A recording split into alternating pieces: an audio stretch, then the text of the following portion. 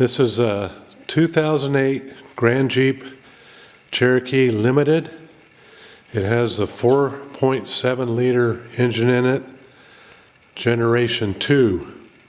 It has 16 spark plugs, 8 on the top with the coils and boots that are connected to the coils.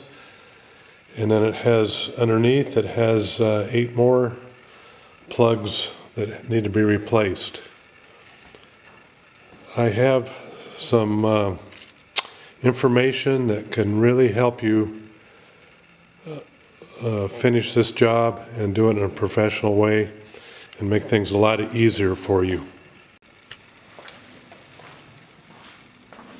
Hi everyone. Today I'd like to try to help you sort through some of the problems that changing the plugs in a 2008 Grand Jeep Cherokee Limited with a generation 2 engine 4.7 has.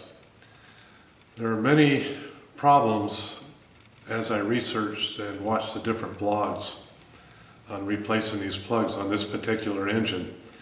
It has 8 upper plugs and 8 lower plugs. I think it's sure evident in these newer cars that manufacturers are making it very difficult for the average person to work on these newer cars. But as we watch these different YouTube videos and blogs, I think each one of us helps our fellow renters out. Today I'd like to go over some of the tools and where you can purchase them that you'll need before you can even begin to start replacing these plugs.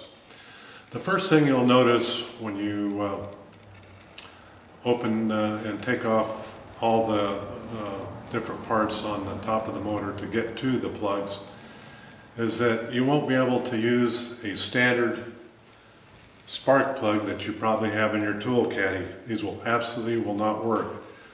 The manufacturers of this engine have made the barrels so small that the plugs barely fit into it, and you'll need a real thin-walled socket like this one here in order to take these plugs out.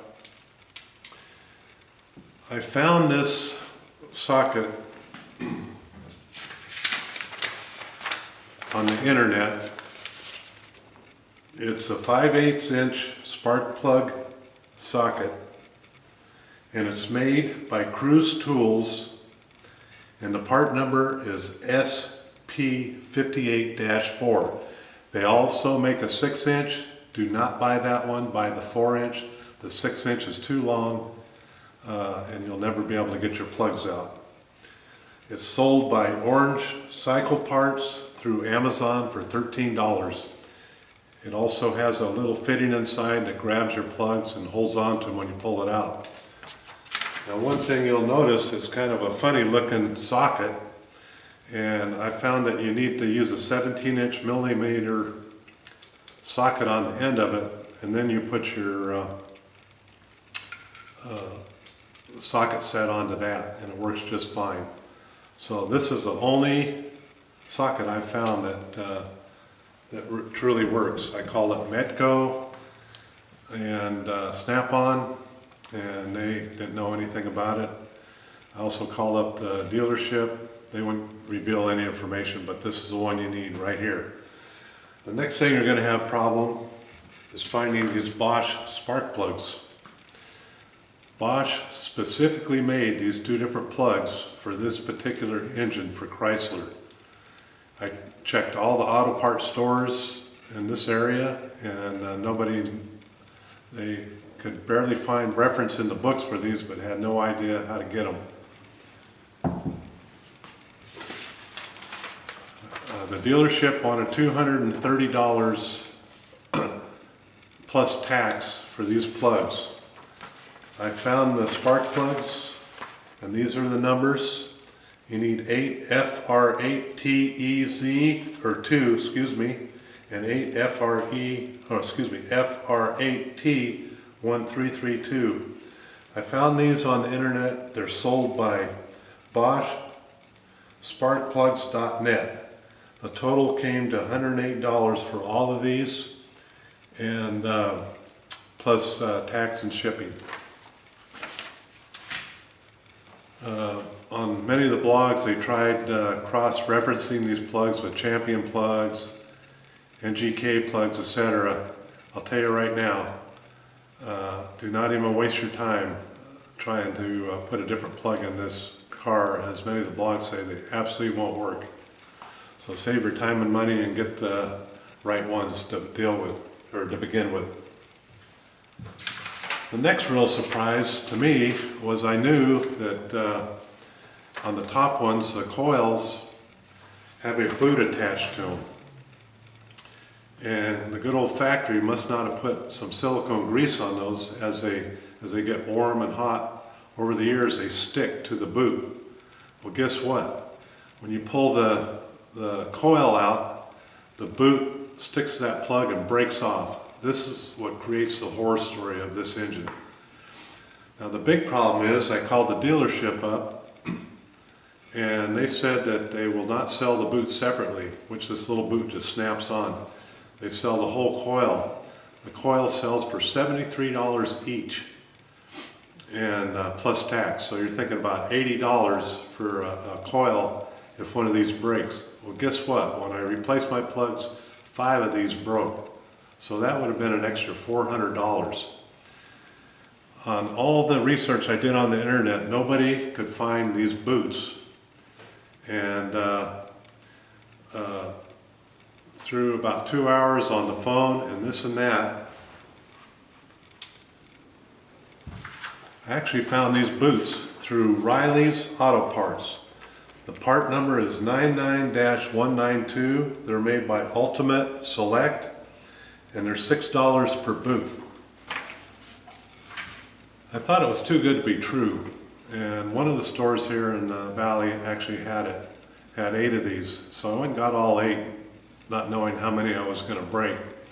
And when I got home and pulled the first one out, I realized that I think this is the manufacturer that makes the boots for this coil, because they are absolutely identical in every aspect.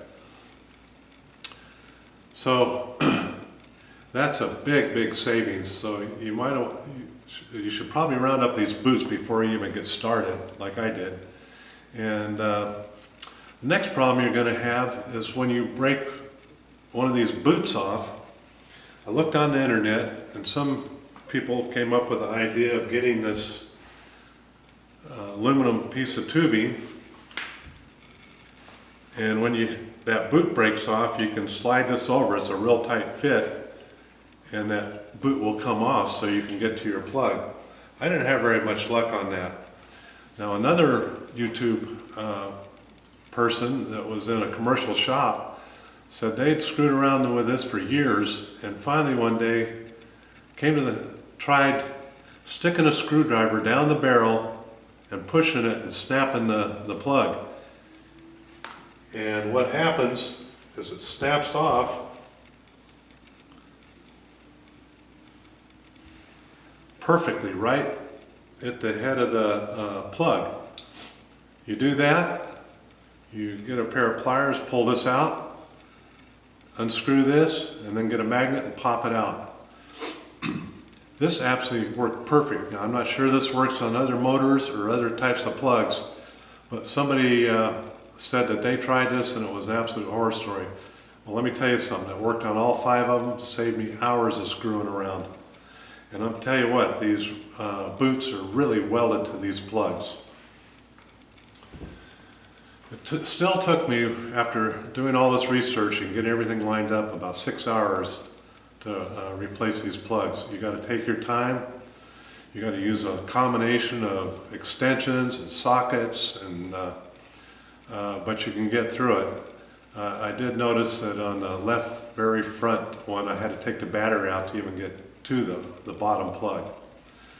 But by using these little tips I've given you, it's going to make life a lot easier changing the plugs on a 2008 Grand Jeep Cherokee Limited Generation 2 with a 16 plugs. So thanks for all your videos on YouTube. You've certainly helped me over the years, and hopefully this will help a lot of you guys out there trying to change your plugs on this particular Jeep.